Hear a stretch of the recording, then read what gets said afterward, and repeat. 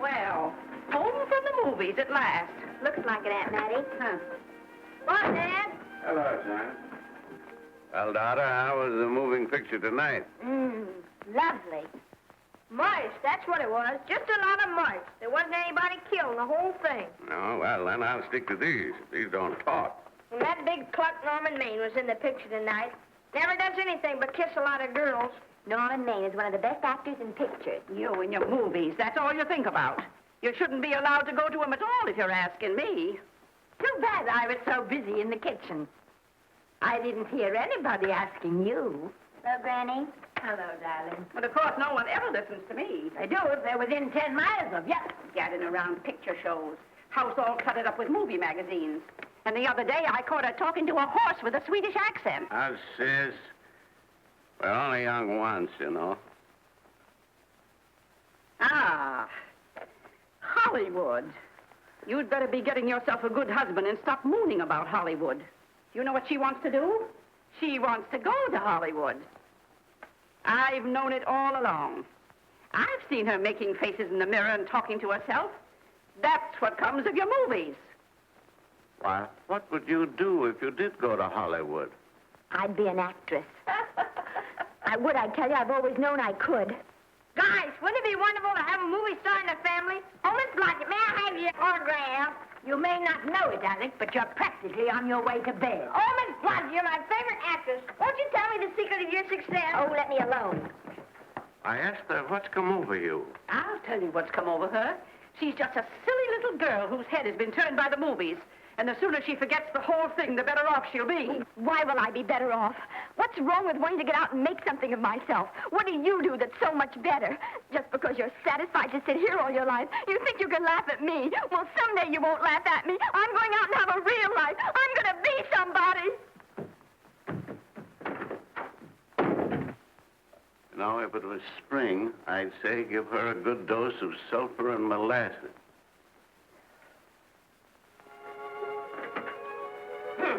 I thought I'd find you. Oh, stop that. Now, stop crying. That isn't going to do you a bit of good. Oh, I'm crying because Aunt Mattie and Alec make me so mad. Oh, Alec and Aunt Mattie. Fiddlesticks. They're not important. You're the only one that counts. Esther, everyone in this world who has ever dreamed about better things has been laughed at. Don't you know that? Oh, I suppose I do, but... But there's a difference between dreaming and doing. The dreamers just sit around and moon about how wonderful it would be if only things were different. And the years roll on and they grow old. And by they forget everything, even about their dreams. Oh, I don't want to be like that. I want to be somebody. Oh, yes. You want to be somebody. But you want it to be easy. Oh, you modern girls give me a pain. When I wanted something better, I came across those plains in a prairie schooner with your grandfather. Oh, everyone laughed at us as they did at all the other pioneers. They said this country would never be anything but a wilderness. We didn't believe that. We were going to make a new country. Besides, we wanted to see our dreams come true. Oh, Granny, it must have been wonderful. It was wonderful. But don't you think for one single minute that it was easy, Esther Blodgett. We burned in summer and we froze in winter. But we kept right on going and we didn't complain because we were doing what we wanted to do. Can you understand that? Yes, I can. Could you do it? Could you do it even if it broke your heart? Because remember, Esther, for every dream of yours you make come true, you'll pay the price in heartbreak. Oh, I know what I'm talking about. You may not believe it, but I was a young girl once. And a very pretty young girl. A lot prettier than you are. And I was in love with your grandfather. And when some Indian devil put a bullet through him, I felt as if it had gone right straight through my heart, too. But I remembered all he taught me, and I went right on. I buried him out there in that wilderness with my own hands. And I went right on that same day. And I kept right on going, even when your mother was born. Oh, Granny, I want to make it worthwhile.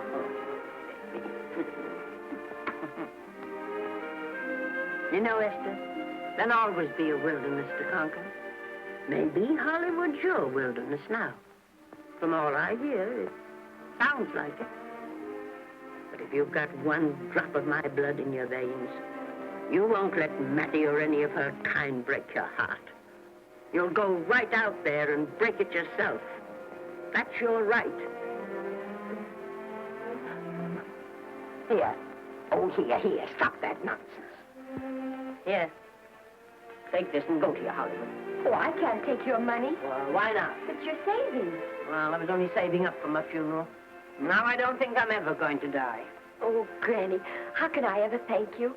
By giving me your word of honor that you will never tell a living soul where you got that money. I promise.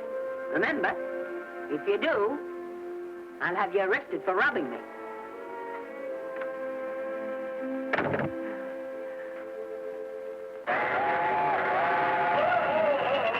Here we are. Help me, Granny. Oh, I can make it, dear. Oh, thanks. Oh, No, I kissed Dad goodbye. Just a little kiss. He didn't even wake up. I bet you didn't try that on your Aunt Mattie. Oh, Aunt Mattie. Think of her face when you tell her. I am thinking about it. I've waited for that chance for 30 years. There she is, girl. Oh, thank you, cousin.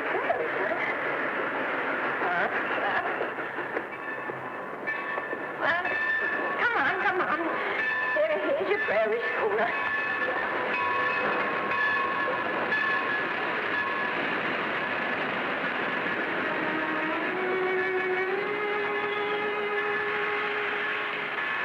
All aboard. Oh, Granny. Go on. Goodbye, Granny. Goodbye. I'll be waiting for you in those movie pictures. Don't tell Mattie. You know, my eyes are not as good as they used to be, but my ears are all right. So you remember, talk up good and loud. All aboard. Bye. Bye. Bye, Granny. Bye.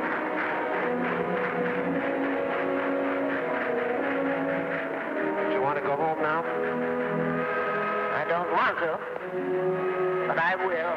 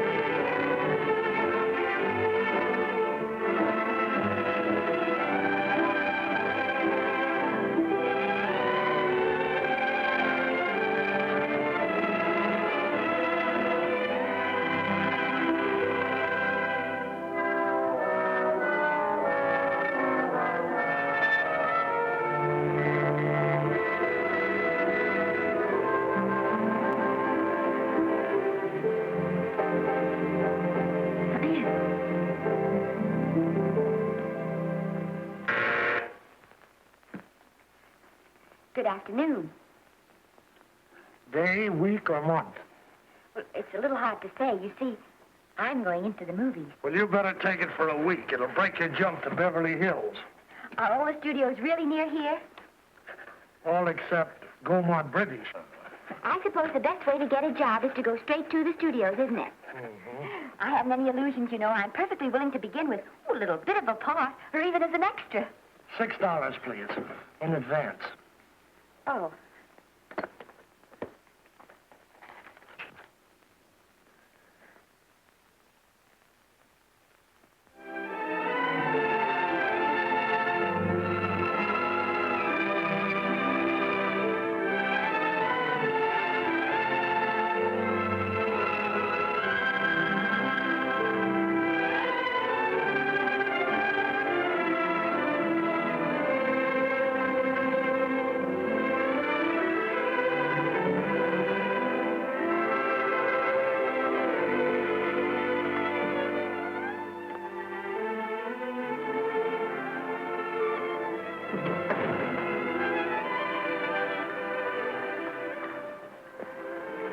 I beg your pardon. I'd like to register for extra work. How long have you been in Hollywood? Well, it's about a month now. We haven't put anyone on our books for over 2 years. Come here. I'd like to show you something.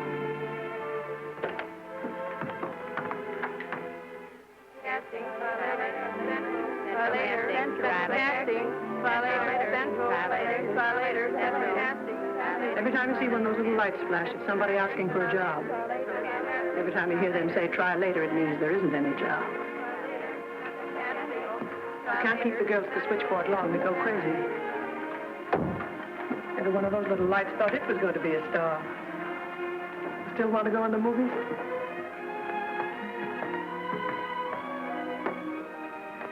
You know what your chances are? 1 in 100,000.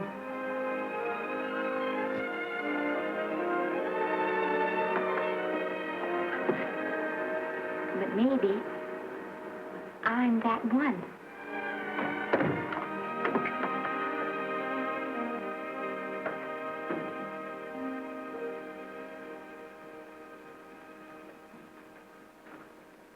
Any phone calls for me, Mr. Randall? Oh, no. Jesse Lasky and Sammy Goldwyn must be writing letters instead. How's the luck today? And there wasn't any. Maybe you don't go at it in the right way. Now, take Danny McGuire here. He knows the ropes. Don't you, Danny? Sure, I've had him around my neck for years.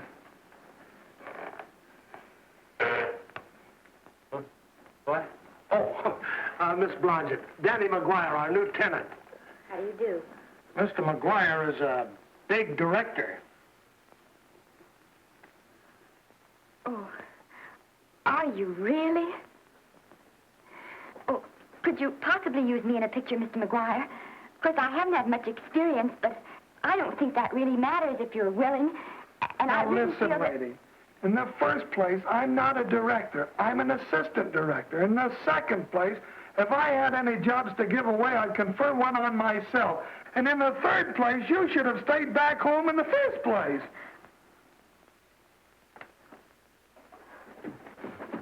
Oh, no, look what you've done. Hey, wait a minute. Hey, don't be that way. Don't do that. Gosh, I didn't mean to get tough, but a guy thinks he's being kidded when somebody asks him for a job and he hasn't got one for himself. After all, I'm not a big enough shot to hurt your feelings. I'm sorry. It wasn't just that. It was a lot of things. Looking for a job every day and never getting any nearer to it. I guess I was beginning to get a little scared. I know. Lady, do I know. Well, there's only one thing to do for that feeling when you're tired and sunk and down to your last nickel. Come on and I'll buy you a drink. Well, it's not as bad as down to the last nickel. I've still got $11 left. $11? You're going to buy me a drink. Come on.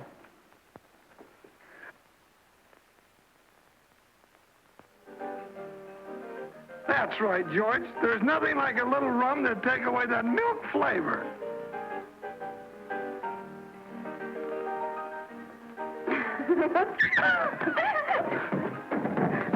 I beg your pardon. Certainly.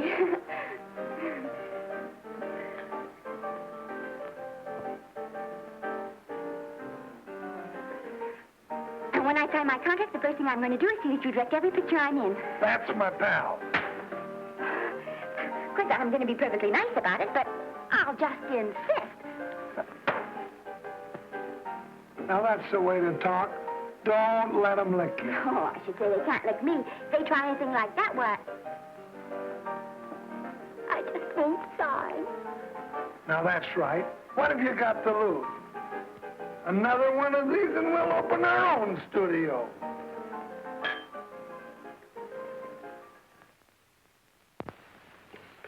Bill rendered $24. Past due. Remit without further delay. Me.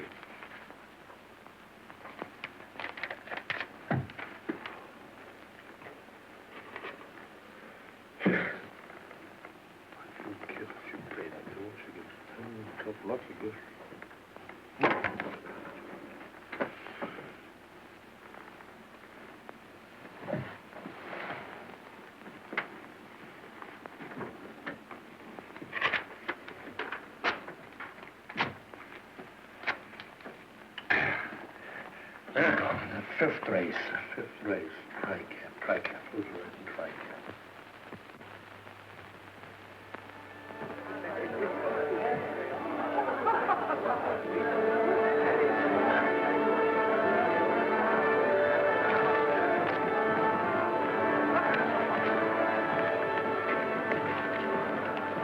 Hey, the program's going to be swell tonight. Now, you take this fella Beethoven. I'm a pushover for him. And Chopin, well, he's not so dusty either. But I kind of wished that once in a while they'd play something you could sort of go out whistling, you know, like Blood on the Saddle, Blood on. Well, there's a tune. Hey, why don't you throw your hat in the air or something, can't you? This is a celebration. My job starts tomorrow. I know it does, and I think it's swell, Danny. Gee, I wish you were in on it, too.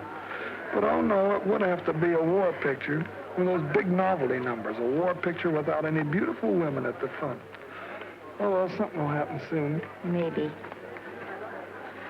Why don't you go home, kid? Oh, Danny, I can't do that. I came here, and I've got to stay.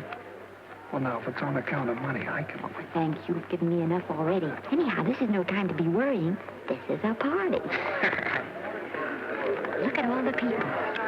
Everybody in the world. Look. That's me in the name.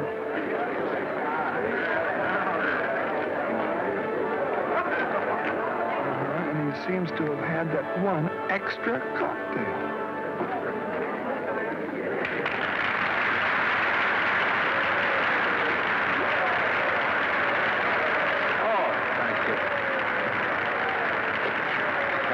Sit down, you dope. That's for the orchestra leader.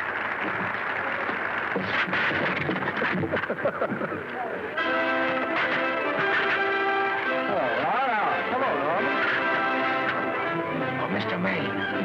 Maine, put your arm around Miss Regis. Otto, this is the Hollywood Bowl. Oh, afraid of crowds. Go on, get out of here. What's the matter? You getting too big to bother with photographers? Don't want any pictures taken now. Oh, was that so? Well, supposing I take it anyway. Well, shove that brownie number 2 of yours down your throat. Thank you, Mr. Maine.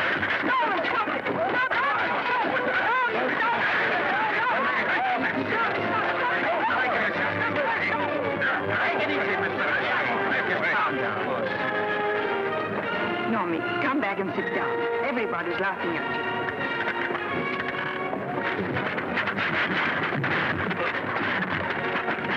All right. Hi, Norman. Is he always like that? Well, I suppose he has to sleep sometime.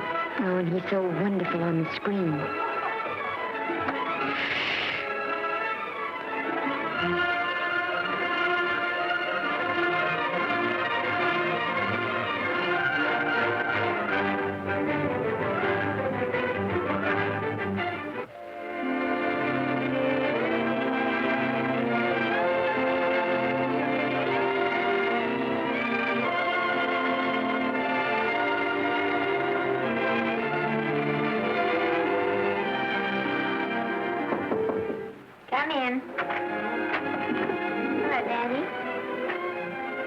better. Well, believe it or not, I got a job for you. Daddy, that's wonderful. When do I go to the studio?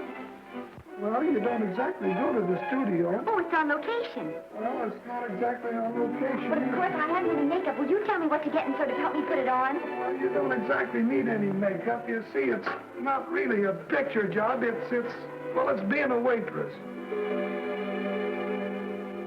Oh. Well, it's kind of a picture job if you look at it right. You said it was a waitress. Well, it's waitressing for Casey Burke, the big director over at our studio. He's giving a party tonight to kind of celebrate on account of finishing the picture, and he wanted me to get him an extra waitress, and it's $5. And I thought of you right away, Esther. That was awfully sweet of you, Daddy. Well, there's going to be a lot of big people at Burke's house tonight, and I'll bet you there's any number of big directors, and if you're there, maybe they'll notice you.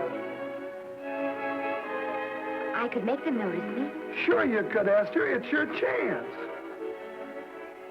My chance.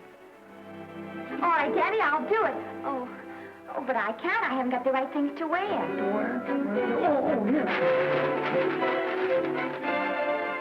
Now, you don't think the wardrobe department's right next to my office for nothing, do you?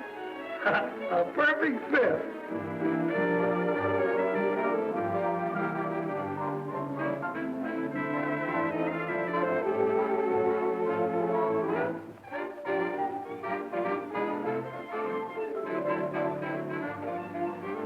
Did you get to the preview last night? I did. Would you like a little hors d'oeuvre? They are very nice. Oh, thanks. Well, what did you think of the picture? You should have saved it for Thanksgiving. What a turkey.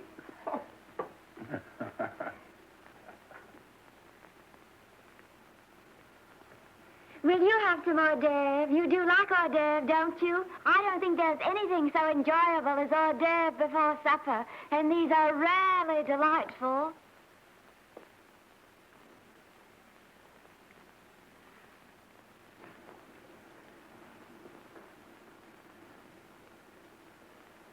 And at the finish, the kid turns around and sings the lullaby to its mother. Pardon the big boys, but would you like a little hors d'oeuvre? They say they're the best in town. Don't tell me. I know. Mae West. That's a great twist. But where are you going to find a 2-month-old baby that can sing? Hello, Oliver. Oh, hello, Casey. You want to fire me now or wait till you see the picture? I'm not a director anymore. I'm a male nurse. What's the matter with the picture? A guy by the name of Norman Maine. His work is beginning to interfere with his drinking. Oliver, don't tell me I'm to direct his next picture, too. Mm-hmm. You were my favorite producer. Now, wait a minute. You just go right on with your directing. I'll take care of these stars. I know how to handle them. I had a serious talk with Norman after that Hollywood Bowl occurrence, and you don't have to worry any more about his behavior. Excuse me, Mr. Niles. Mr. Libby of your publicity department is on the telephone. He says it's most important, sir. It's about Mr. Maine. Thank you. Oh, it's probably just some little thing. Of course, Oliver. I'll turn on the radio and see if they've called out the National Guard yet. Hello, Libby. What's the good word? Mr. Norman Maine, America's Prince Charming, was apprehended driving an ambulance down Wilshire Boulevard with a siren going full blast. He explained he was a tree surgeon on a maternity case. Well, will it be in the papers? No, it won't be in the papers. But that's a nice, expensive hobby of yours, keeping Mr. Maine's informal entertainments out of the public press. Oh, that's fine work, Libby. Try and see that no one gets to Norman. He's probably home sleeping it off. All of them. Why can't you forget those dopes at the studio for one night? Business, business all the time. I don't know what's going to become of you. Norman, why didn't you call for me? Oh, by darling, why didn't I call for you? In case you've forgotten, I was supposed to come here with you. Oh, that's all right. I got here without any trouble. The only reason I don't slap your face. Yes, darling, I know. Hello, John. Oh, hello, man. What's the matter with Oliver? He looks as if he'd had bad news. Hello, Mary. What's the matter, old boy?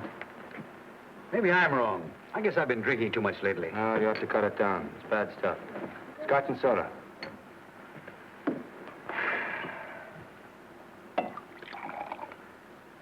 Come on. The word, you know, is pronounced when. Bad dialogue, Oliver. I'd rather not watch this. You know best. Soda. Thank you. Oh. Go ahead and say it. I've got it coming to me. Don't make it tougher on me, Norman. I don't want to stand here and preach, but take a look at my side of it. I'm trying to make pictures with you. I know. Costs are going up, and the grosses are going down. No, it isn't that. I've made lots of money with you, and I can afford to take a loss. But I hate to see you going the way of so many others. Why don't you get Lloyd's to insure you against me?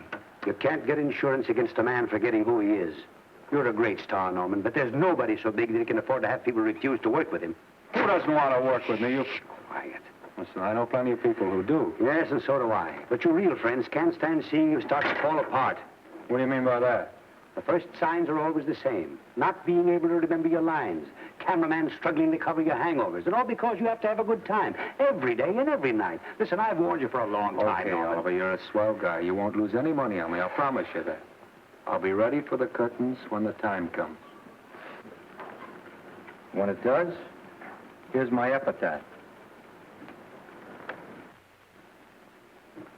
And now I think I'll, have a little drink. Scotch and soda.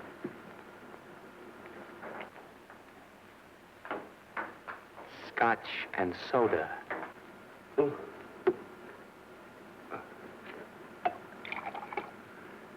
on. And a little soda? Caviar? No, thank you. Yes, pardon me. Hi. Lovely. No, I mean the caviar. Mm-hmm. No, don't go away. I'm starving. Huh? Really. Which would you take? Well, I don't know. You know? I don't know either. It's hard to choose.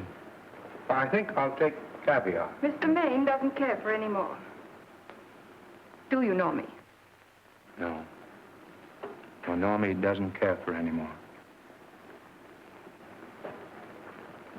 I think I shall get very drunk indeed.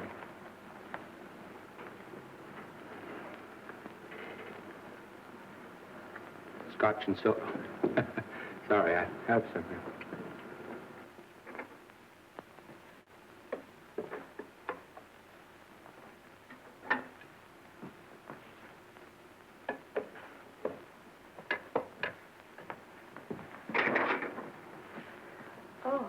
Mind if I help?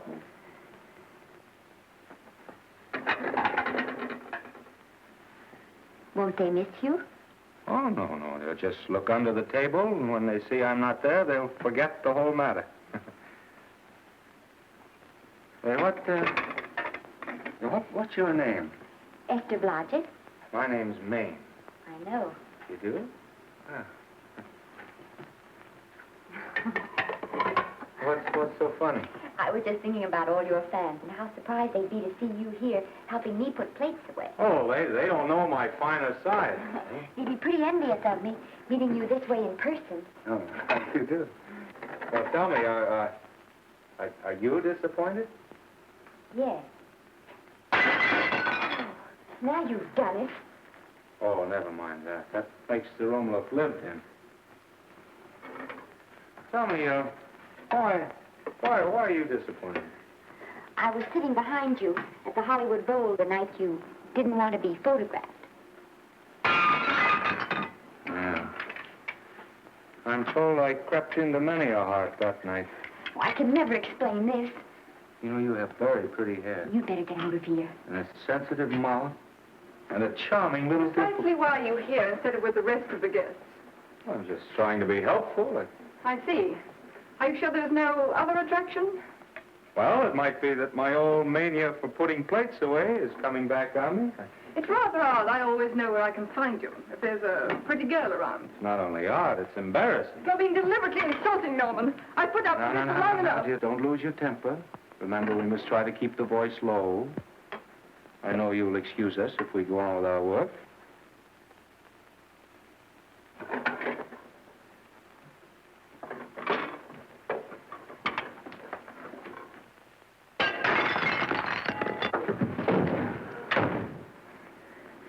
Now see what you've done.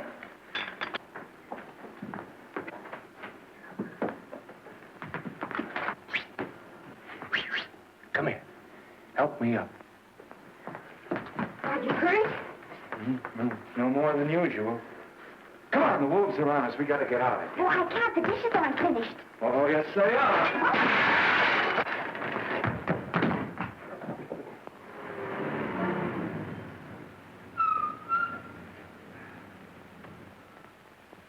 Well, I bet I know what you're going to say now. What? Good night. Good night, and thanks. Hey, wait a minute. Hey, you realize that all I found out about you is that you're foolish enough to want to go into pictures? But why is it foolish? Look at you. Yeah, that's what I mean. No, I'd rather like to go into this matter a little more thoroughly. Oh, that's awfully nice of you.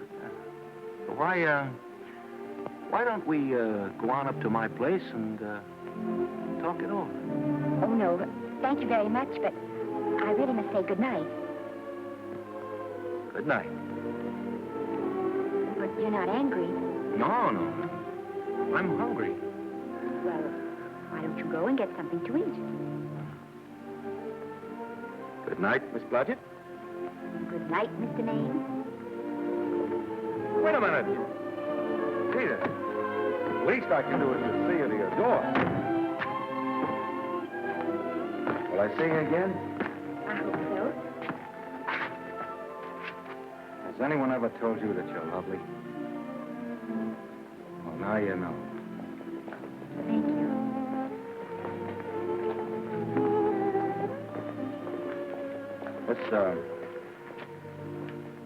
It's hard to say, but I want to say it anyway. You know, on the screen, I'm a, you know, in private life, I'm a, well, you know. But whatever I do, I still respect lovely things. And you're lovely. You understand? Yes, I think I do. And it isn't that bump on the head that's doing this. Well, I'm glad.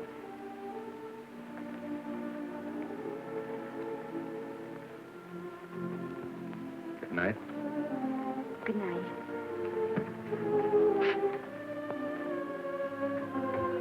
Hey! You mind if I take just one more look?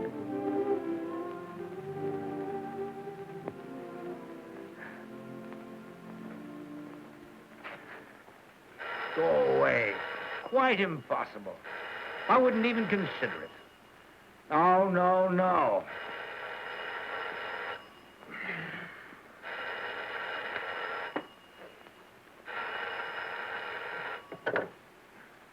Hello? Who is it? Who? Norman? What have you done now? You're not in jail, are you? Oh. Yes, I see. Oh, it's that again. I see. She's beautiful. Yeah, I know. You want me to give her a screen test? Yeah, certainly. She's got wonderful possibilities. Oh, you know she's got something. Well, you knew all the other ones had something, too. Oh, no. I tell you, Oliver, she's got that sincerity and honestness and a... sincerity and honestness that makes great actresses. Oliver, I am so sure of this girl that I want to take the test with her myself. Listen, Oliver, you've worked hard. You're entitled to a break. You get...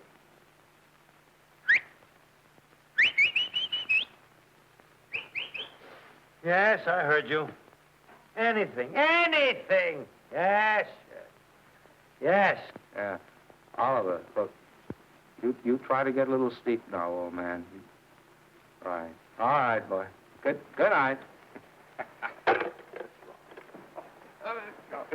Now, tell us.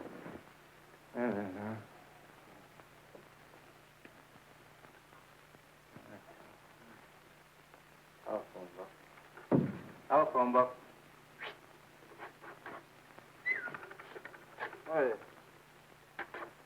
Telephone. Hey, Oliver, telephone book.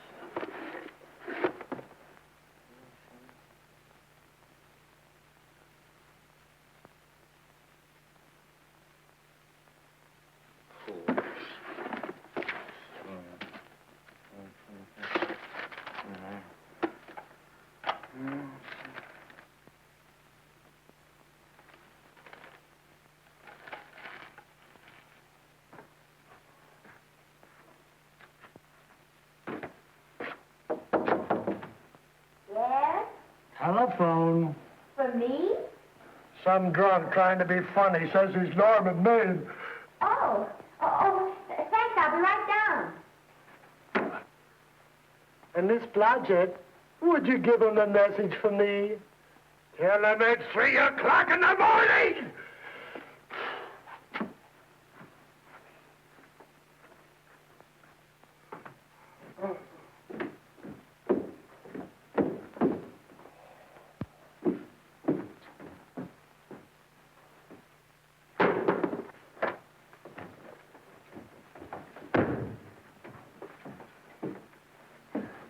Hello?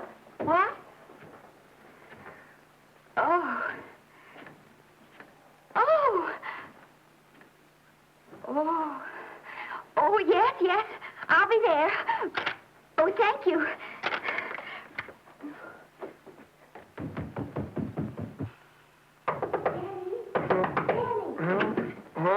Daddy, what do you think? I'm going to take a test tomorrow, and Norman Maine's helping me do it.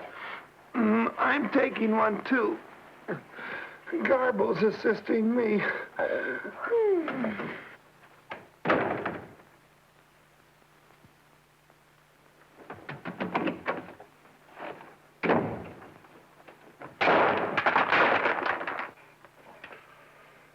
Oh.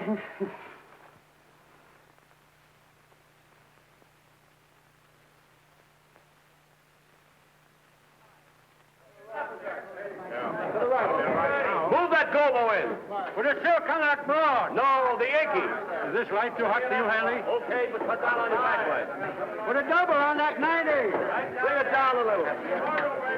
That's it. Now put it. Pull down on that 150. We're ready to take him.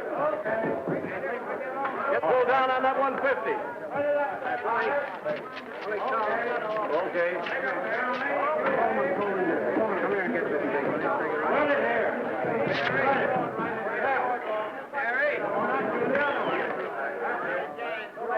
Bring me an apple box. Listen, gentlemen, please, if you don't mind.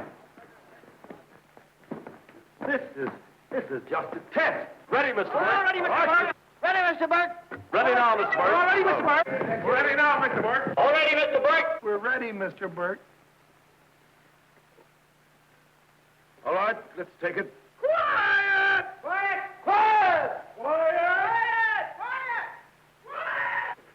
Ready, Norman? Yeah. You ready, Miss, what's your name? You'll soon know your name, Esther. The whole world's going to know it. But I'm so scared. Maybe I better not try it today. Oh, come on. Now, don't be foolish. They all had to go through this.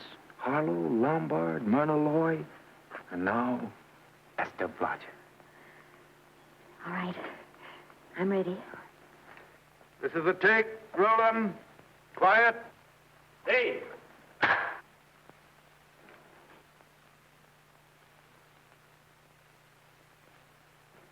I may as well tell you that my whole organization thinks I've gone a little nuts to sign you. Well, maybe they're right. I've been nuts before. You see, all the experts seem to think that your type is a little mild for present-day taste. But I rather believe that tastes change, like eyebrows. And I think that also, like eyebrows, tastes are going back to the natural. You look like a nice girl. I think I'm going to like you. That's not important. I think the public will like you. That is important. Oh, yes. I see what you mean. I mean, I know it is. Only don't think it's going to be easy. Nothing you really want is ever given away free. You have to pay for it. And usually with your heart. Someone else told me that once. But you still have to work it out for yourself.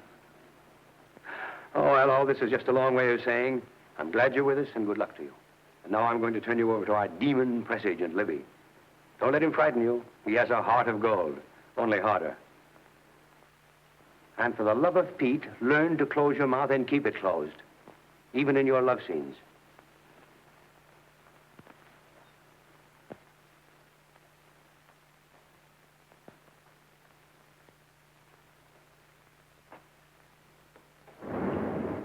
Are you a Russian? No, I was born in Fillmore, North Dakota. Oh, no. First saw light of day in a mountain cabin, a trapper's hut, high up in the Rockies. Go on. Well, I always wanted to be an actress. Dreamed of footlights as Lonely Kitty. Are you sure there's no Russian in your family? Positive. That's a shame. Well, what does your father do? He's a farmer. Social registerite father. Fed up with hypocrisies of 400, sought wilderness for consolation.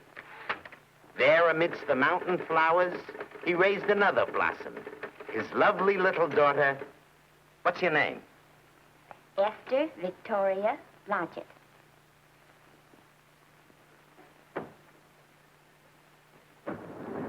Greatly appreciating your attention in this matter, very truly. Do you know what her name is? Esther Victoria Blodgett. Hey, we'll have to do something about that right away.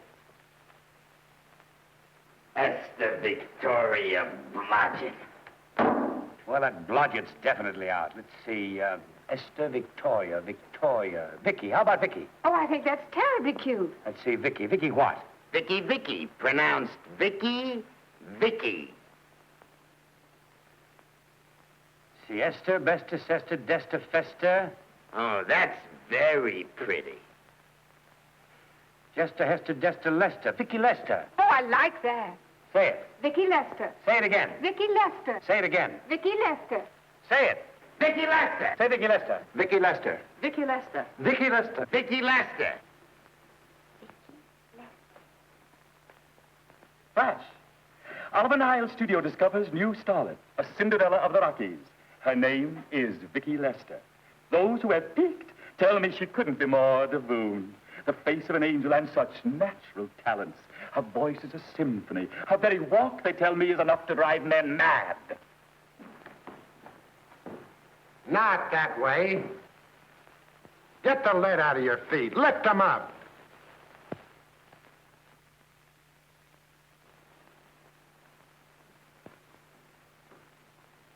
That's better. It's terrible, but it's better. The quality of mercy is not strained. It drunketh as the gentle rain from heaven. Cease. Through the mouth, my child, through the mouth. The nose is for smelling roses.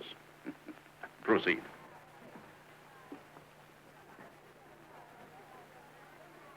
This'll give her that deeply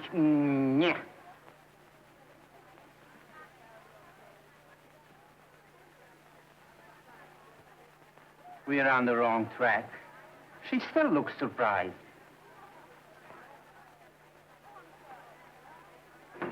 Listen, dress people. We're shooting on the set this morning, not in the commissary. Now, come on, snap into it. Acme Trucking Company? No. Mr. Smith is not in.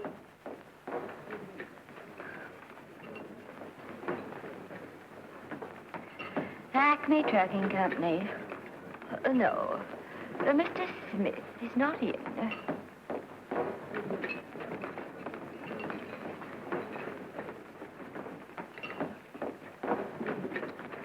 Good morning. What can I bring you, Mr. Maine? That just shows how long you've been here. Neighbor, bless you. How soon are you and I going to be married, huh? I don't know. You'll have to ask my mother.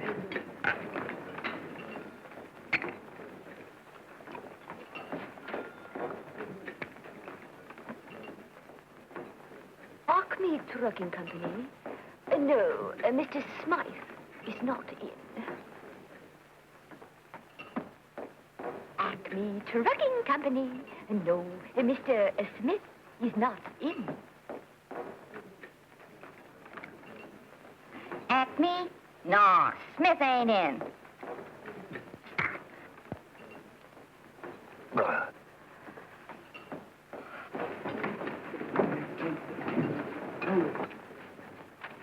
Acme Trucking Company? I'd like to speak to Mr. Smith, please. Mr. Smith is not... Oh, Norman. What's all this between you and Smith? I've got a part. It's only one line, but it's in the picture. It's ambition that made you break that date with me last night. Well, I had to be here so early this morning, and So did I.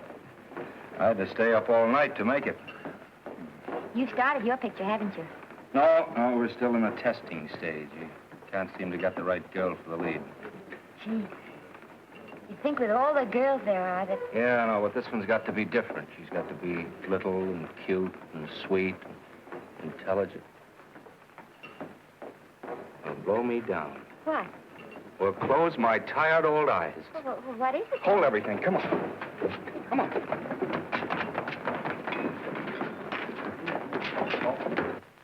Well, you've been through the whole casting directory. I work day and night, Mr. Niles. And I'll work with her, Oliver. And I can be mean or nasty or anything you want, Mr. Niles. If she clicks, Oliver, you've got a star overnight. Okay.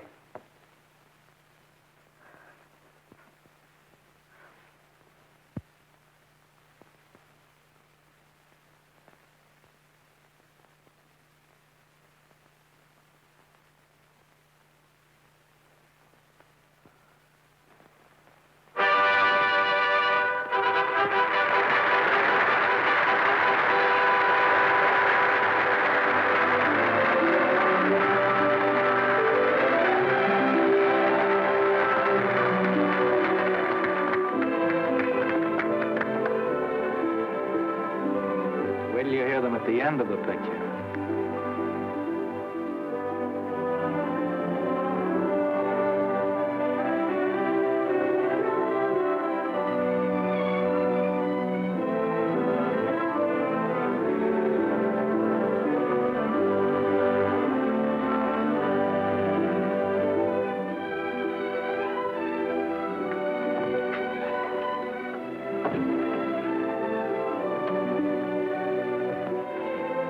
Do you think we were noticed? By no one. They're much too busy playing at croquet.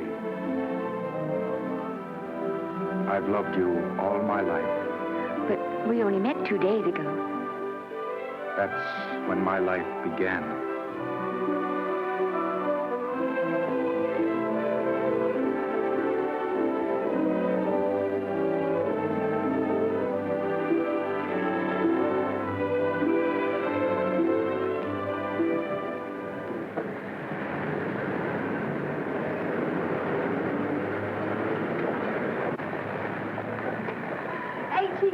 You know, I think she's the same type I am, don't you? I think she's sweet. Well, it's Vicki Lester's picture, all right. I think she was much better than he was.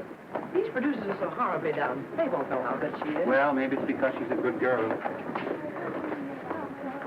No, Maine's not so bad, but it's Vicki Lester that we go to see. Isn't she, darling? I think she's the most precious little thing I've ever seen. It's a knockout, Libby. You might mention that when you write your review. That Lester kid's a gold mine. Didn't you like Norman Maine? Was he in it? Libby, I'm afraid we have another hit. Huh? It's in the bag, neatly tied up with beautiful pink ribbons. Hey, where are Norman and Vicky? I don't know. I thought you had them. I wish they'd come. We're having a party at the Trocadero. Isn't it thrilling running away from people? Norman, it's so exciting, So new.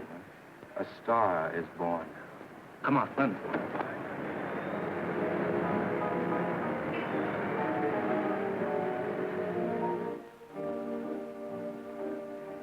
It's wonderful, isn't it? Crazy quilt. Oh. It's a carpet that's spread for you. It's all yours from now on, you know. Come, Esther. You're a success. You'll have everything in the world you want. I hope it'll make you happy. Hasn't it you? But then there was one thing I never had. Lots of times I told myself I'd found it, but I always knew I was lying. Still, I never stopped looking for it. Maybe it'll come. Well, I think it has come, Esther. I only wish it went too late. Oh, but it's not too late. Oh, you can't throw away your life the way I've thrown away mine and have anything left that's good enough.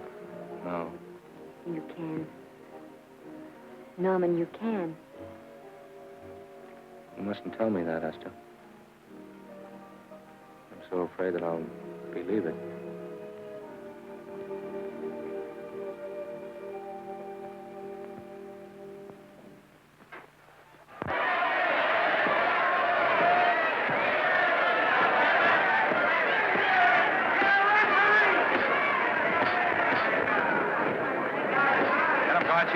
Shoot your right. Swell, isn't it? Lovely. What's got you again? Can't you hear me, Gotcha? Shoot your right.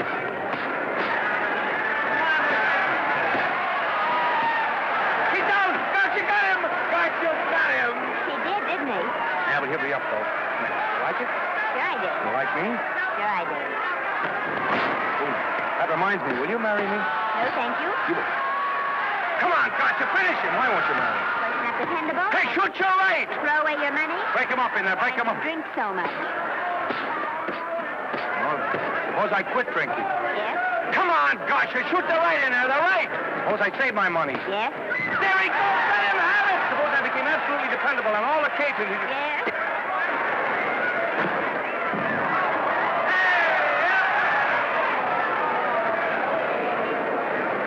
Hey, Gotcha. He got him. He got him.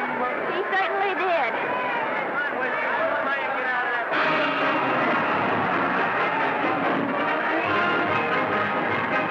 Gee, that was a beautiful fight. Norman, What, dear? would you do all that for me if I said I'd marry you? No, certainly not. I was just supposing. We're going to be married. Guess I didn't read that line right. I'll try it again. We are going to be married. Both of us. Yeah, to each other. What do you think of that?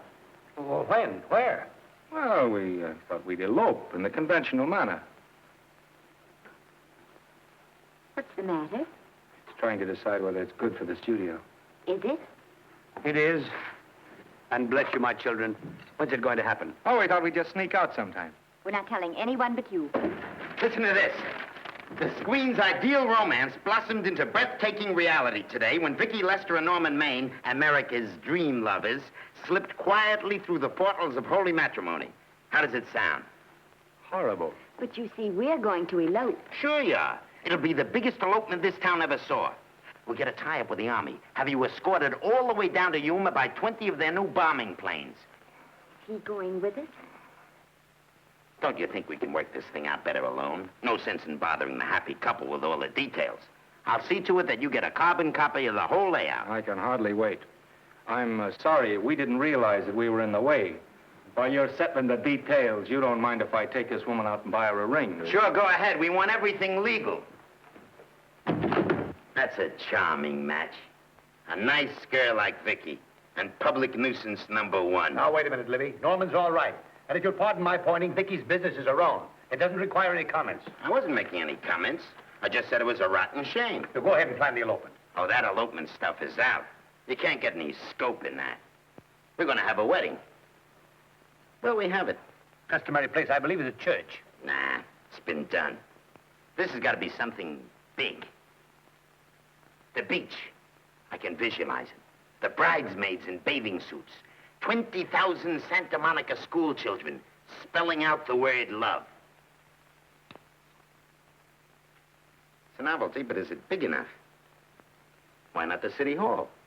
A police escort of every motorcycle cop in town. Sirens screaming, confetti pouring out of buildings like the Lindbergh reception in New York, only on a big scale. What's the matter? Isn't it big enough? And now if any man can show just cause why these two may not be lawfully joined together, let him now speak or else hereafter forever hold his peace. Do you, Alfred Henkel, take this woman as your lawful wedded wife? Will you love, comfort, honor, and keep her in sickness and health as long as you both shall live? I will. Do you, I beg your pardon. Do you, Esther Blodgett, take this man as your lawful wedded husband? Will you obey, serve, love, honor, and keep him in sickness and health as long as you both shall live? I will. Place the ring on her finger. Hurry, please. Now, by virtues of the power invested in me as Justice of the Peace of San Bardo Township, County of Los Angeles, I pronounce you man and wife.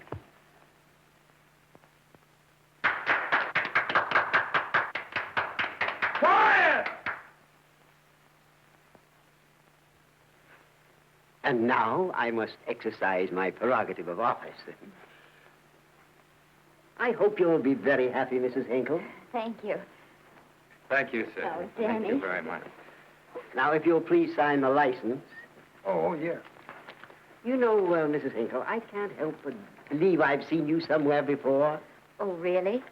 Well, I believe this is the first time I've ever been in San Bardo. You know, your face is familiar, too, Really? Mr. Henkel. There you I are, sir. Thank you very much. Oh, Here's your thank you, receipt. sir. Thank you. Goodbye. Goodbye. See you again. Yes, goodbye. No, I don't. Come in, I'll see. No. Yeah, I think you got by with it. But it was close. That JP was just beginning to remember where he'd seen us. Well, anyway, we got away from Libby. Hello, Toots. If you will be kind enough to glance between my shoulder blades, Mr. and Mrs. Henkel, you will find there a knife buried to the hilt. On the handle are your initials. Lovely to have seen you, Libby. Hold him, wait. Hold him, Danny.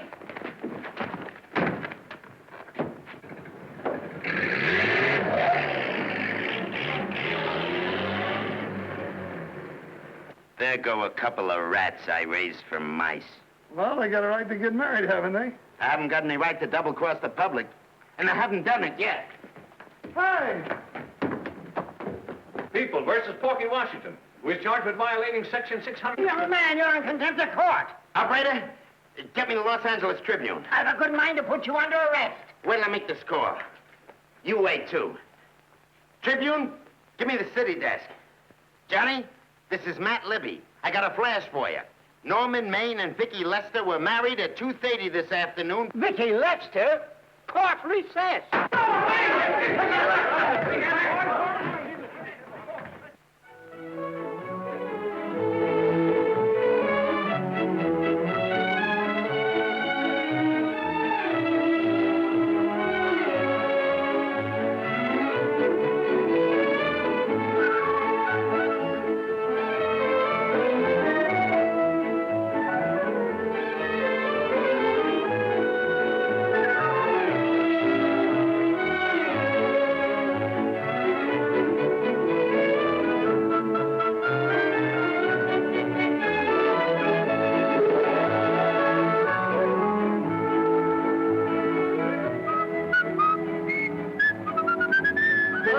Give me a horse, a great big horse, a great big buckaroo, and let me wahoo, wahoo, wahoo!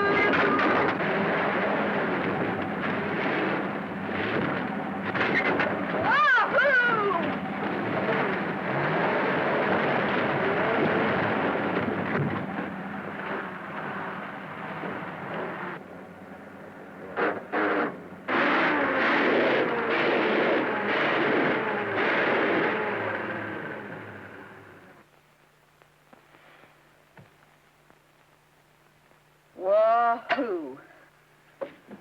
Wahoo.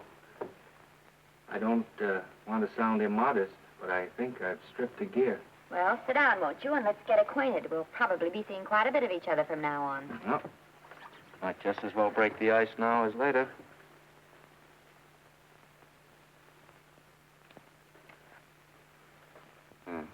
Now we're old friends. Hey, have I got time for a shower before dinner? Plenty, if you can find the shower. I never can remember where that thing is. Does it pull out or slide under? Here, I think I can find it. Nope, it's the linen closet. Here it is. Nice work. Oh, half the time those things are just luck. I'll see if I can disinfect this steak.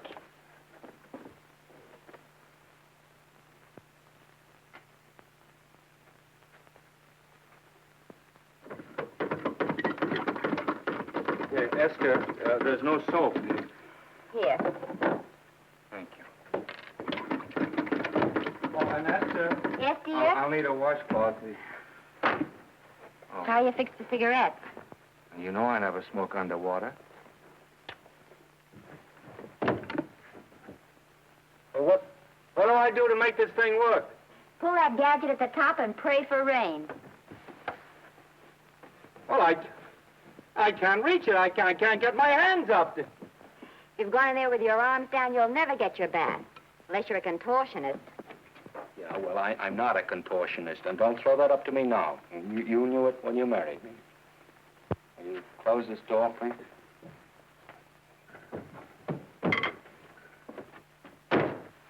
Thank you.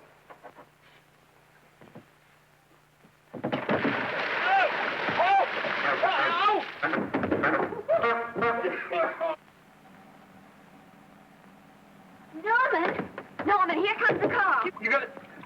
Huh? Here, quick. Quick what? Quick, go out and stop them and ask for help. Oh, I'll catch cold. Oh, you'll get warm again. Yeah, don't, dear. They'll recognize me. Now, if you keep your face down, go on. There may not be another car for a week. Well, Howdy, partner. Howdy. Stuck? Yeah, how'd you guess it? Can you get us some help? Well, I reckon not. You know, it's a long way to town. We're pretty busy down at the place. Well, I got to get out of here. I've got my wife with me. Does she like the country? No, and then we're short of food. There's a lot of game in them woods. Well, my wife can't shoot. Well, you're sure up against it. Sorry I can't do anything for you. Well, wait, listen, I'll be frank with you. I'm Norman Maine. Who? Norman Maine. Well, my name's Judd Baker. Glad to have met you. Well, so long. Hey, wait a minute. Listen, you don't... So you're Norman Maine.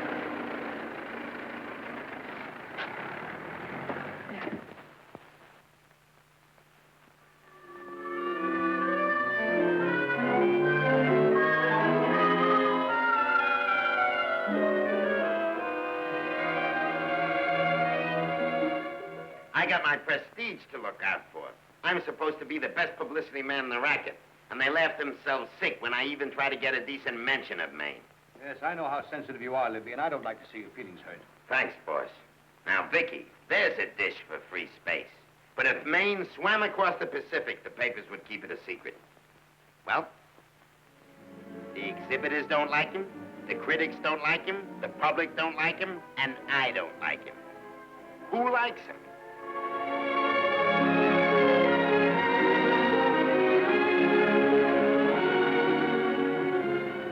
Oh, but, darling, this is almost too much of a surprise.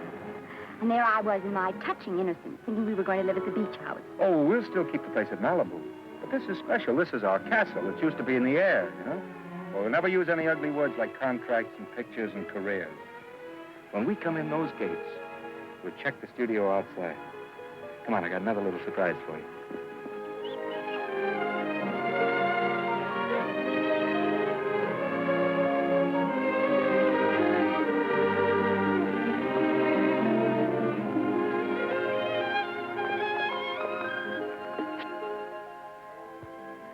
Oh, Norman, it's lovely. So are you lovely. The whole world's lovely. Hey, hold it!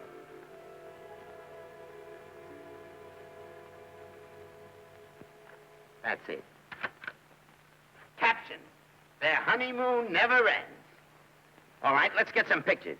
Now, if the bride will sit here and the groom stand behind her, we'll have something unique. Now let's go after something different. You sit down and she'll stand up. Pretty radical, isn't it? Yeah, but in a nice way. Okay, Otto, fire. Caption, their honeymoon begins anew. Ah, the producer. Caption, their honeymoon ceases abruptly. Hello, Oliver, glad to see you. No, I'm glad you're back. Thank you. Vicky, how well you're looking. Hello, Oliver. Am I interrupting? Yes, thank you. Just want a couple more pictures. That's enough of both of them. What they're asking for is exclusives of Miss Lester. Alone. Oh, I see. Well, come on, Oliver, let you and me get exclusive. See you later, Vicky. Oh, don't worry, Otto. My camera smashing days are over. They ain't your only days that are over. Oh, hold that, Miss Lester. Gorgeous. Well, Oliver, how's the dividend situation? Very pleasant. I think we'll show $2 million on the next quarter. Oh, smart move of mine to sell my stock, eh? Oh, well, when you need money, you need it. Well, some people save up for just such an event. You know, there's bound to be a rainy day occasionally. Yeah, but as a citizen of California, I've always refused to admit that. Yes, I know, but still it does rain. Well, anyway, you can thank me for some of those dividends of yours. Mm-hmm. Oh, can't you? Oh, sure. That was a little too quick, Oliver. What's the matter? The Enchanted Hour was a smash hit, wasn't it? Well, it made Vicky a star overnight. Yes, it should have. What about me? Oh, let's talk about business at the office, Norman. Beautiful pool you have here. Beautiful. Oh, now let's talk about it here. Didn't they like me? Well, maybe the part wasn't just right. That was the best part of the year. Look, Oliver. You think I'm slipping? Can you take it? Yeah, go ahead. The tense is wrong. You're not slipping. You've slipped. Oh, my fan mail's still big. Norman. Fans will write to anybody for a photograph. It only costs 3 cents for a stamp, and that makes photographs cheaper than wallpaper. But every 25 cents they pay for a theater ticket buys them the right to be a critic. And your last few performances, Norman, have not pleased your critics.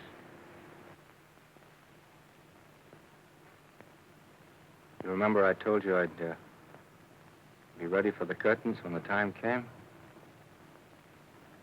Here it is. Let's call off the contract, no hard feelings. We're not quitting, either of us. There's no explaining these things. We've all seen how the public turns. Maybe we can turn them back. I've got a swell script lined up for you. About Esther. You think that I'm going to get in her way? Well, as a matter of fact, as it happens, there's no part in this story for her. I'd more or less planned to star her in a picture of her own, with that young Pemberton opposite her. He's coming along nicely. Good for young Pemberton. All right, Oliver. We'll make a try at it. Let's hope it's not too late.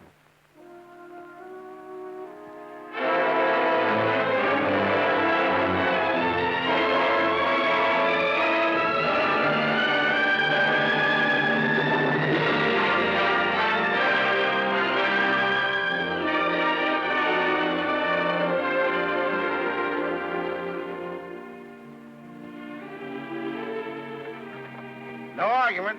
I'll buy those. Huh.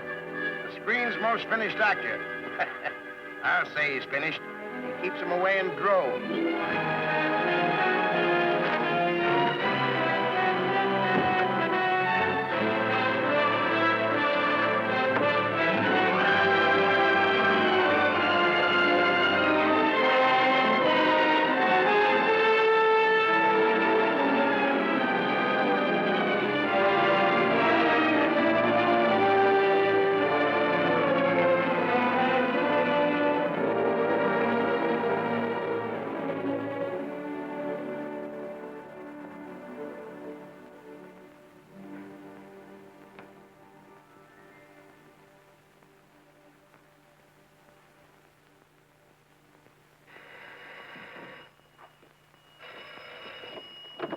Hello? No, Miss Lester isn't home as yet. No, I'm not the butler. But I can take a message just as well as he can, honest. Oh, is that you, Norman? Swell. Listen, Norman, This is Artie Carver. Hiya, kid. Swell. Say, I hear you're through with Oliver Niles. Is that on the level? Oh, please, Artie. I'm not news anymore. Forget it. Say, what kind of a settlement did you make on your contract? Give me a figure so I can do a story on it. There was no money involved. We just called it quits. Okay. I'll fill in my own figure. Say, by the way, I've been trying to get an interview with Vicky for 2 weeks, but she's always busy. How about you giving an old pal a break by speaking to her for me? Sure, I'll ask her. Swell. So long.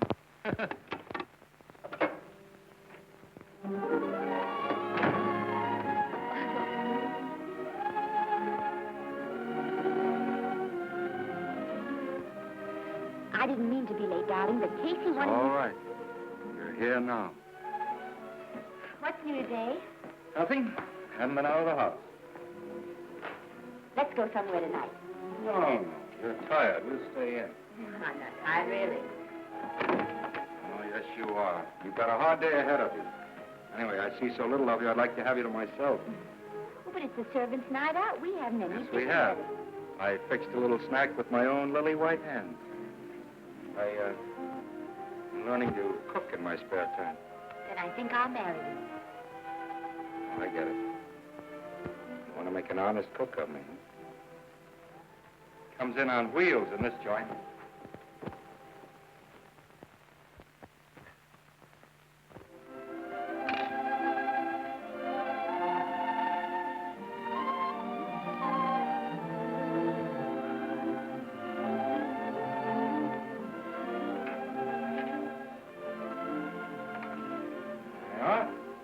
How's it look?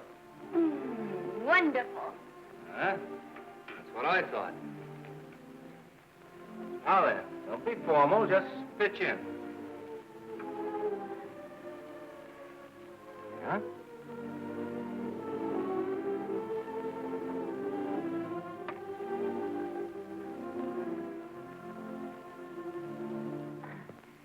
I'm afraid my mouth's not quite big enough. I'll measure it next time and make them to size. A little hard to lift, too.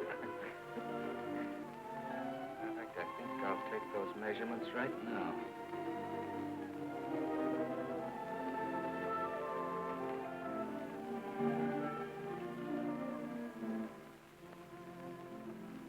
That's what I wait for. All day. That's why I rush home without even changing my costume.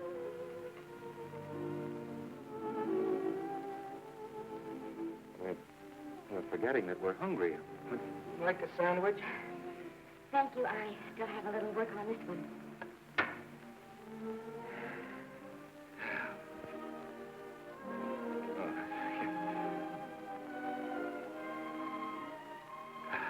Mama, will you unhook my dress? I can't breathe. Mm-hmm. You know, all the time I thought it was the kiss that made you breathless. A lot of hooks, huh? Uh-huh. Why don't you have a zipper? That's a good idea. You better? Yes.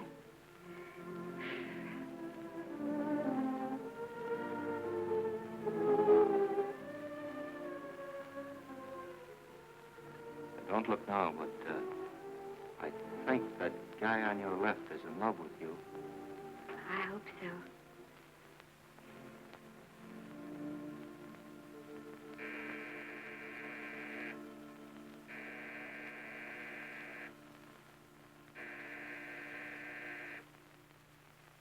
It's the doorbell.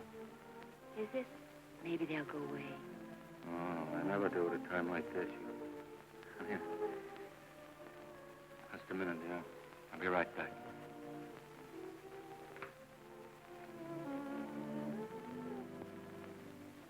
Does Vicky Lester live here? Yes. I got a package for her. I'll sign for it. Who are you? I'm her husband. Oh, sure. I'm right here, Mr. Lester.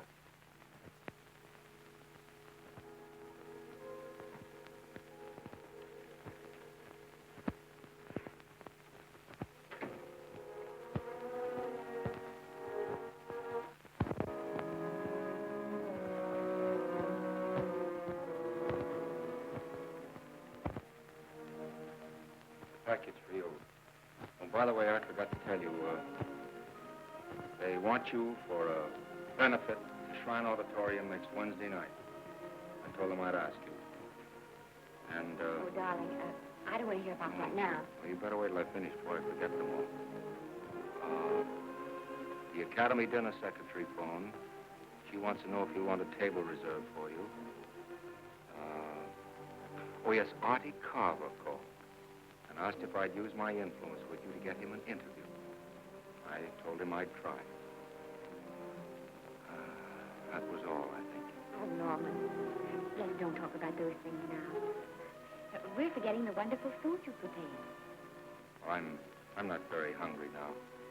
I think I'll fix me a little drink. No.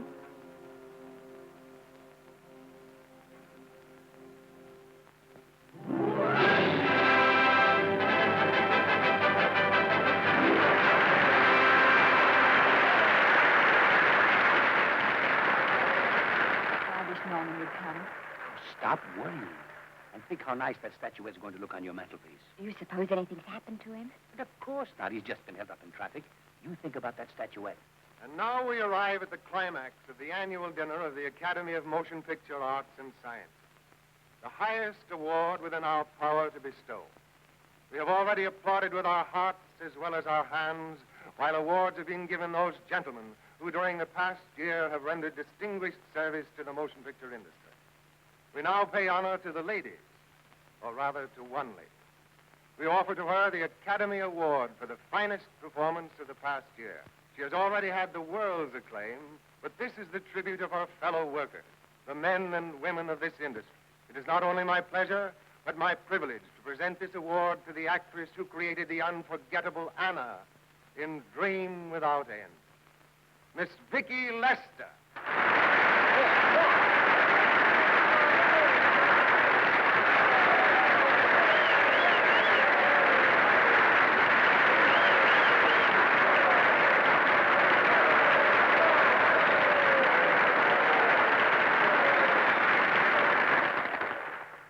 What more can we say, Miss Lester? This says it all for us.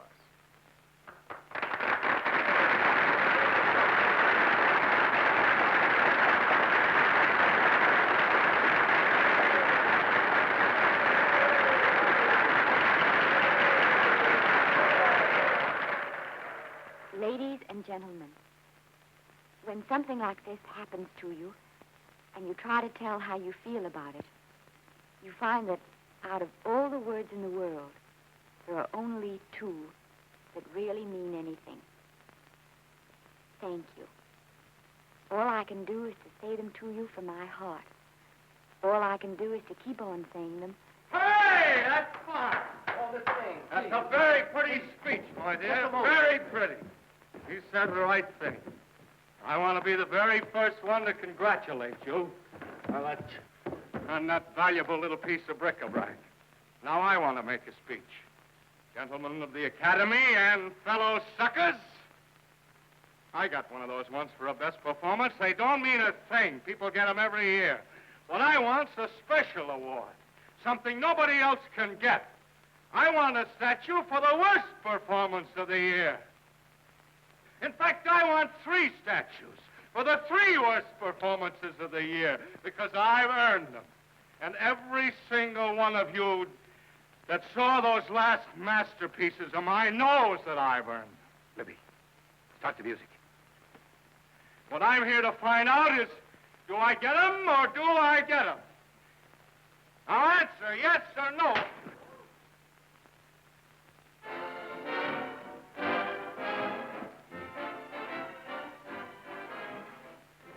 Norman, darling, let's go and sit down.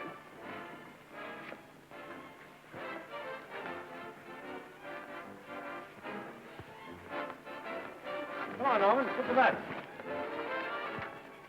That's for you, Owen.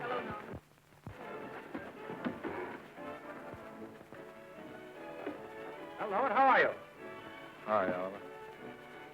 My dear, do let me congratulate you.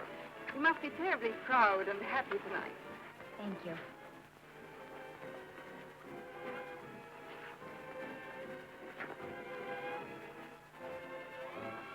Somebody give me a drink.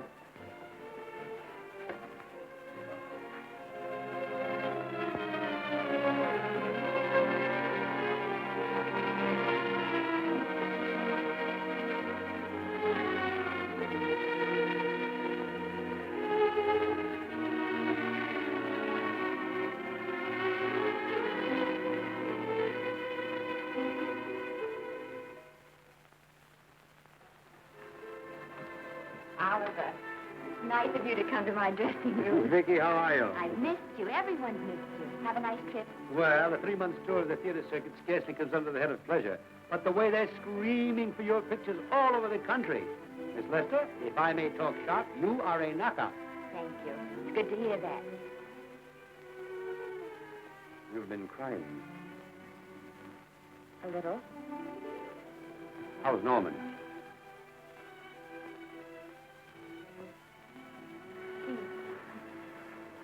Well, he's trying awfully hard, Oliver. Letting Norman leave this studio was the hardest thing I ever did. There was nothing else I could do. I know. Has he been...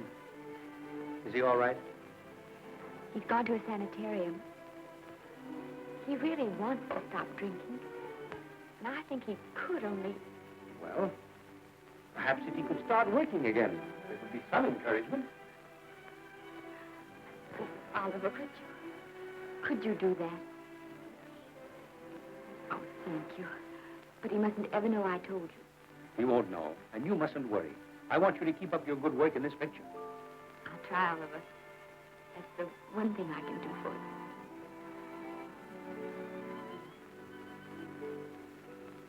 you. If you'll just sit here, Mr. Niles, I'll have Mr. Maine brought down. Thank you.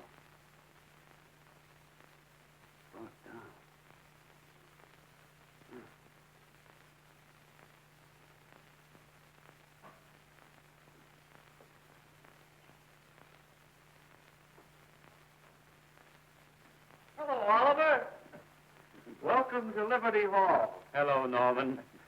Well, no, Mr. Niles isn't slipping me a case of scotch, Cuddles. This is just a handshake. This is Cuddles, Oliver, my social secretary. We go everywhere together. How are you feeling, Norman? Fine. Getting along remarkably well, Cuddles tells me. He says you ought to see some of the boys. Let's sit down. Yeah. Cuddles, we really don't need you. Touching, isn't it? Can't bear to have me out of his sight. Are you comfortable here, Norman? Comfortable. It's positively luxurious. They even have iron bars in the windows to keep out the draft. How much longer are you going to be here? Oh, well, I'm really cured now. I'm just staying on for an extra week or two to get in good shape, you know. After all, there's no particular hurry to return to the cameras. That's what I wanted to talk to you about. I've got a script with a fine part for you in it. Oliver, that's great. That's great. Who plays opposite me? Well, it is not exactly the lead. Young Pemberton's doing that. But I tell you frankly, I consider your part better than the lead. Oh, I see. It's better than the lead. Well, of course, it isn't terribly long. But it's one of those parts that makes an impression on you. They'll be thinking about you all through the picture. Mm-hmm. Well, the thing is, Oliver, I'm pretty well set at another studio. I'm not at liberty at the moment to tell you which one. You know yourself how those things are. Of course. But it's a big picture. It's one of the biggest of the year. And the part. Every actor in Hollywood would give his teeth to play. Well, that's fine, Norman. Naturally, that will tie you up for a while. But we won't get to this picture for some time. And perhaps, if you want to consider it for later on, well, I'll tell you, Oliver, you'd better not count on me. See, I've got several pictures lined up after this one, and they're talking to me about England. You know, they're doing some very interesting things over there, you know. Mm-hmm. Hey. What is it, Cuddles? Speak right out. We all love you. Your dinner. Oh, here we dine at 5:30 here. It makes the nights longer. Well, goodbye, Norman.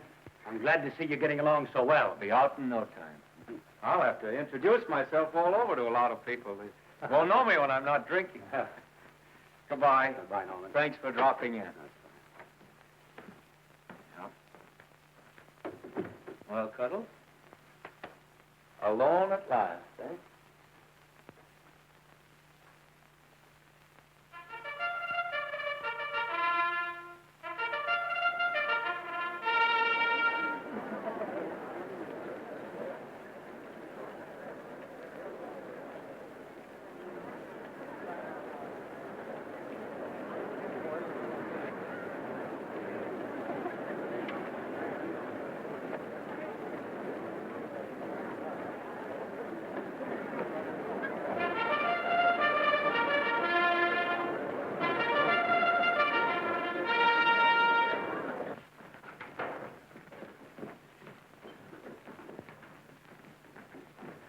Bert? Sam? How are you, Marion? Oh, hello. Hello. Hello, Normie. Glad to see you. How I hate to run into these has-beens. They give me the creeps. Me too. He was good while he had it. And he had it quite a while. Hello? Hello, Mr. Maine. I haven't seen you in a long time. Oh, I've been resting. Ginger ale, please. Ginger ale and what? Ginger ale and ginger ale. A new leaf? A whole new book. Thank you. Scotch straight. Hello, Libby. Why, it's Mr. America of yesteryear. Do they let you wander about now without a keeper? Oh, sure. I'm a trustee now. Didn't expect to find you at Santa Anita. What do they do with the actors while you're away? Oh, they cut them into slices and fry them with eggs.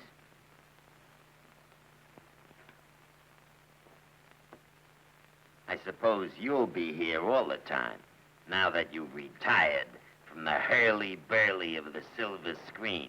Well, we're living down in Malibu now, and pretty lonesome with Esther away working all day. Well, I wouldn't squawk about that if I were you. It's nice to have somebody in the family making a living. Oh, wait a minute, Louis. I don't want to forget that we're Friends, my eye. Say, listen, I got you out of jams because I had to. It was my job, not because I was your friend. I don't like you, and I never have liked you. Nothing made me happier than to see all those cute little pranks of yours finally catch up with you and land you on your celebrated face. Pretty work, Libby. Always wait till they're down, then kick them. I don't feel sorry for you. You fixed yourself nice and comfortable. You can live off your wife now. She'll buy you drinks and put up with you even though nobody else will.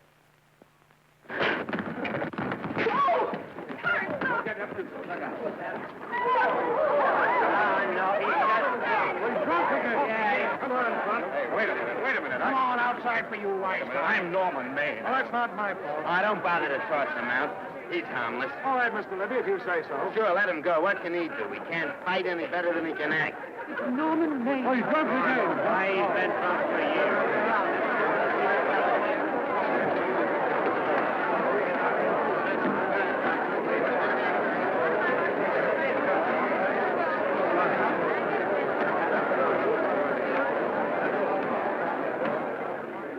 Give me a scotch. Double. Leave the bottle here.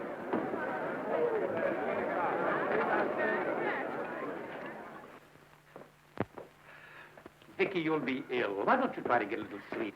But he's been gone 4 days. 4 days and not a word.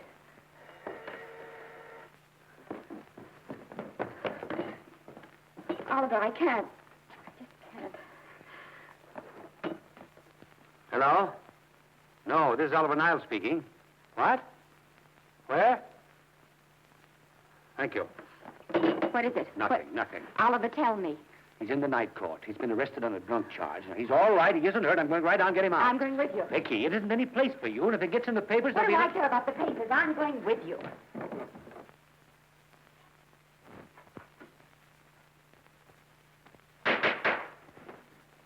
Division 30, Municipal Court, County Los Angeles, now in session. The Honorable Judge J. Parrish presiding. Be seated, please. Was you able to do anything? Judge wouldn't even see me. Ready, Your Honor.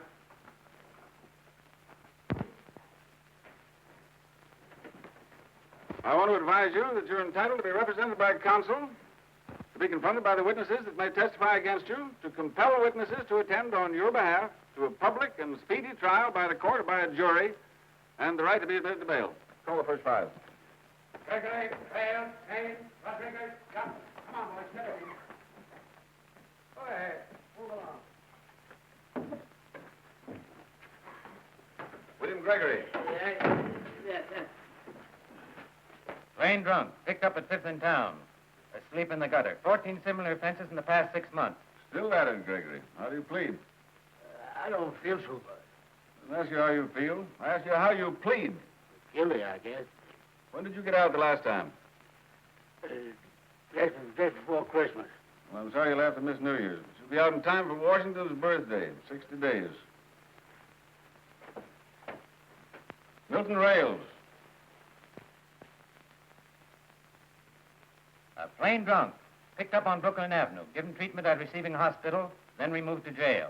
How old are you, Rails? 17, sir. Did you take a good look at those men in the cell with you last night? Yes, sir. And have you taken a good look at yourself this morning? No, sir. Well, I suggest that you do. $5 or 2 days. Sentence suspended. Oh, Judge, Alfred Henkel, more commonly known as Norman Maine. Drunk and disorderly. Cracked car into tree at Sunset and Coronado. Evidently been drinking for days. Resisted arrest and injured one of the arresting officers. How do you plead? Guilty. You're Norman Maine, the actor, aren't you? You've come pretty low, haven't you? There isn't a man here who's had the advantages you've had. Look what you've done with them.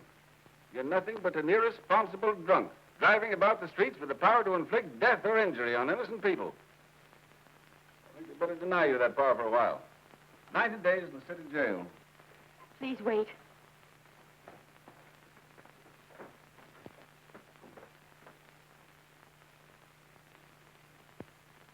I'm his wife.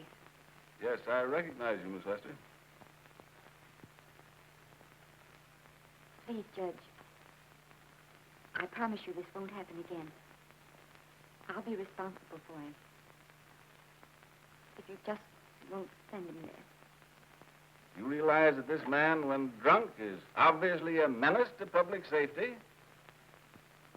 And you realize, too, Miss Lester, the responsibility you'll be assuming to this court and to the Commonwealth. I do. Sentence suspended. Prisoner remanded to custody wife. Thank you. You can get him at the jail entrance, madam. Jose Rodriguez. Plain drunk, picked up at 1st and Main. Second offense. How do you plead? I think I'm guilty, Your Honor. 60 days.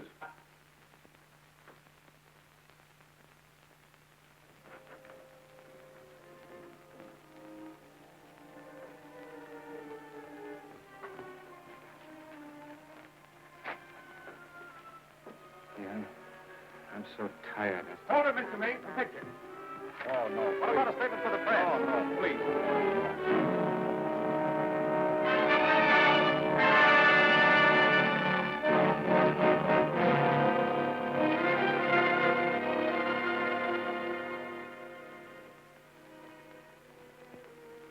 He could have finished with you all day. It's the best thing for him.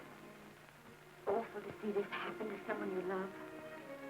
And know in your heart that it can't get any better. I only know that all I can do now is stay with him and try to help him. So will I. And between us, we'll take care of him. You're very fond of him, aren't you, Oliver? I'm very fond of both. Then I know you'll understand what I have to tell you.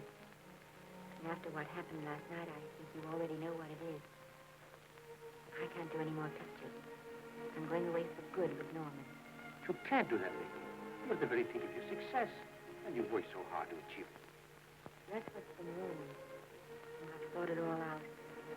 Maybe if I hadn't been away from him so much, last night and what went before, it wouldn't have happened. And I know it's too late to think about that now, but it may not be too late to go away with him and start over somewhere. It's your life you're giving up, Vicky. so I can try to give Norman back his. Can you honestly tell me I'm wrong to do it? No, Vicky. I cannot honestly tell you that. Then there'll be no more Vicky Lester.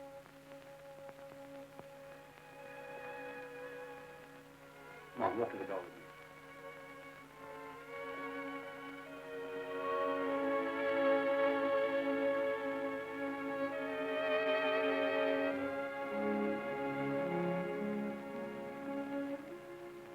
Goodbye, Vicky Lester. You were a grand girl. Good luck, Mrs. Norman Maine.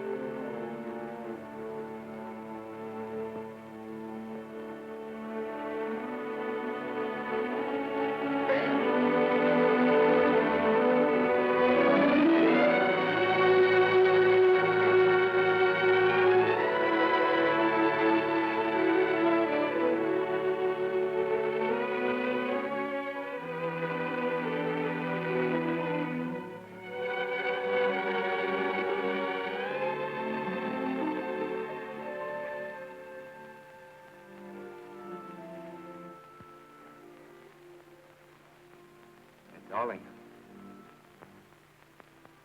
this is Maine coming in to apologize again. Oh, I'm sorry, dear, but it isn't you. What other troubles have you got? None. I was just playing a scene with myself. Now, look. I'm just coming out of the jitters, and you're just going into them. This is a swell household. Isn't it? I'll tell you what we'll do. I'll promise to brace up if you'll go on the wagon. I guess I have been drinking too much. You know what I'm going to do? I'm going to be an athlete. You mean with great big muscles and everything? Well, roughly speaking. Going to join the YMCA? It costs too much. I'm going wading out in our front yard. No. Sure. Would you like me to go with you? Sure, if you'd like to. No, Miss, I don't think I will. It might spoil this beautiful, natural wave. Yeah, I guess that's right. But, darling, look, could you have a hot toddy, some hot soup for me when I come back? Some hot soup? And I'll make some of those nice sandwiches. No, Miss, do you have to?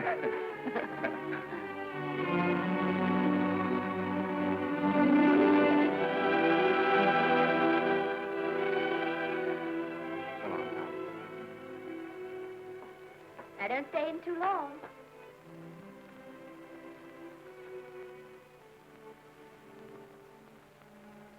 Hey!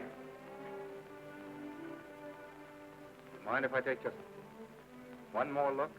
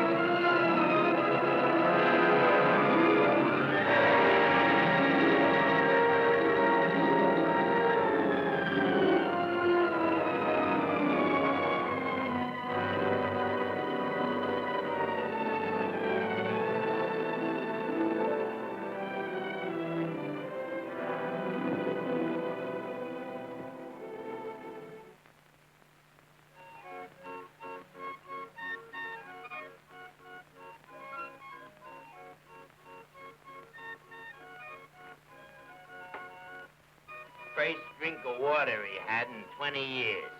And then he had to get it by accident. Pardon. How do you wire congratulations to the Pacific Ocean?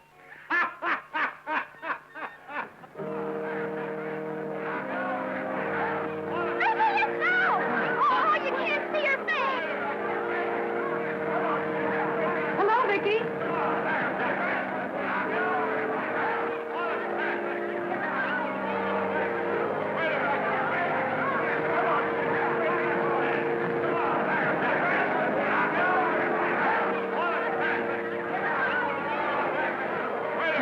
Can't you? Come on, Vicky, let's see your face. Vicky, will you sign my book for me? Write this is Norman May. Don't you care, Vicky. You get over it.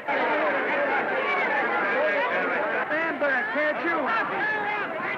Don't you cry, dearie. He wasn't so much.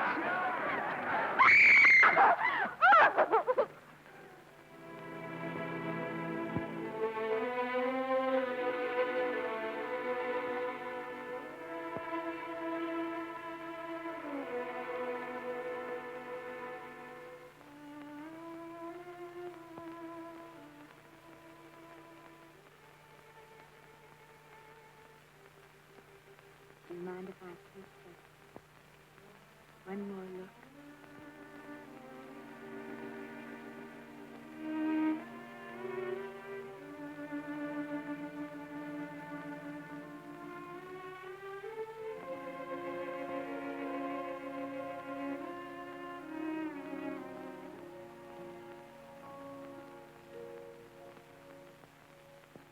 Here are the paychecks for the servants, Graves. You'll find a very nice bonus in each one. Miss Lester asked me to thank you for your kindness and service. If there's anything I can do for the little lady, I should be glad to do it. She would appreciate your attending to the closing of the Beverly Hills house. Put down those trunks. Put it down, I say. Well, where is she? In the bedroom. Who are you? I'm her grandmother. Get up.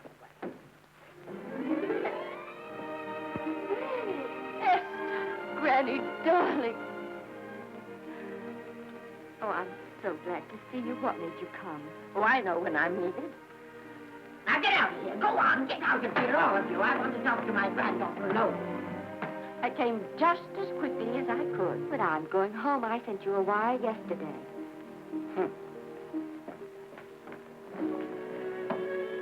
Sit down. Is it true that you're going to quit the movie? I never want to hear them again. What are you running away from, little girl? I'm not running away. It's just that I can't go on. My heart isn't in it anymore. Once I told you, if you get what you want, you have to give your heart in exchange. And you said you were willing. Do you remember? I remember. It seems to me that you got more than you bargained for. More fame, more success, even more personal happiness. Maybe more unhappiness. But you did make a bargain. And now you're whining over it. I don't think I'd feel so very proud of myself if I were you, Esther. I'm not, Granny. My mind's made up. Oh, and I'm sorry I gave you the money to come out here to just waste. Oh, but Granny, I was proud of you, Esther. I was proud to be the grandmother of Vicky Lester. It gave me something to live for. Now, have it ended. I know. Oh, I want to be strong, but I can't go on. You must. Tragedy is a test of courage. If you can meet it bravely, it will leave you bigger than it found you. If not, then you'll have to live all your life with a coward. Because no matter where you may run, you can never run away from yourself. I never knew Norman Maine. He wrote me a very sweet letter when you were married. He said you told him how much I meant to you. And I know just how much you must have meant to him. You know, Esther, I can't believe that wherever he is, he can be very happy, knowing that his death broke the spirit of the little girl he praised me so highly for raising. And I can't believe that he can be very proud, knowing that all his great love did for you was to make you a quitter. The car is ready, Miss Lester. We'll have to go now to make the train.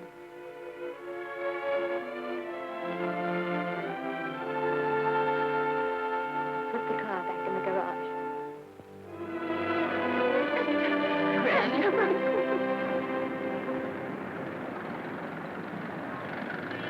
The entire picture industry has come to the Chinese theater for this opening tonight. It has come to pay tribute to a great star on her long-awaited return to the screen in what has been called her greatest performance. It has come to pay tribute to the girl herself. The girl who has won the heart of Hollywood. The girl who has won the heart of the world. Miss Vicki Lester. And if I'm not mistaken, Miss Lester's car has just driven up. Yes, it is she.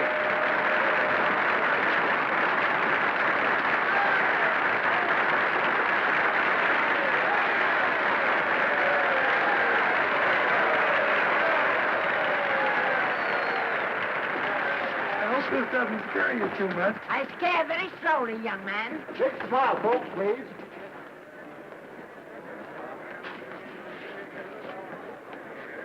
They'll have your mug, your face, plastered across half the papers in the country tomorrow.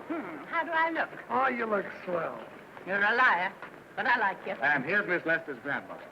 Won't you say a few words to the radio audience, please? Say something, Letty. You know, we've got a thing like that back home where they all listen in on, but we call it a party line. Won't you say something, please? They're listening. Maybe some of you people listening in dream about coming to Hollywood. And maybe some of you get pretty discouraged. Well, when you do, you just think about me. It took me over 60 years to get here, but here I am. And here I mean to stay. Thank you very much.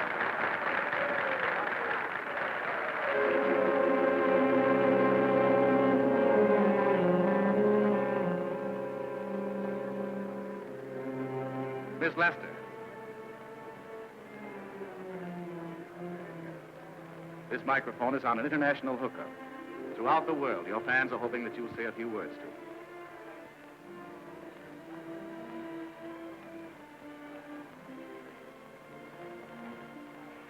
Hello, everybody.